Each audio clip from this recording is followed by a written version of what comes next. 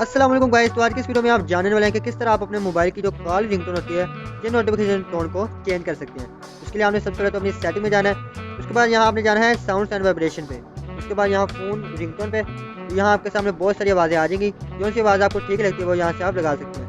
अगर कोई आवाज़ आपके मोबाइल में सेव है तो यहाँ से आप ये म्यूज़िक ऑन डिवाइस पर क्लिक करके यहाँ से अपनी गैलरी में जाएँ। वहाँ जाकर जो भी आवाज़ आपके मोबाइल में सेव है वो भी आप लगा सकते हैं। अगर आप कोई वीडियो की आवाज़ लगाना चाहते हैं तो नीचे आपको वीडियो रिंगटोन की ऑप्शन भी दी जा रही है, इस पर आप क्लिक करके लगा सकते हैं। अगर आप नोटिफिकेशन की टोन चेंज करना चाहते हैं तो ये नोटिफिकेशन टोन पे आपने क्लिक करना है। यहाँ भी आपको बहुत सारी आवाज़ें दी जाएंगी, तो यहाँ से आपको जो आवाज़ ठीक लगती है वो आप यहाँ से लगा सकते हैं। ऐसे ही मजीद वीडियोज़ के लिए इस चैनल को सब्सक्राइब कर लें।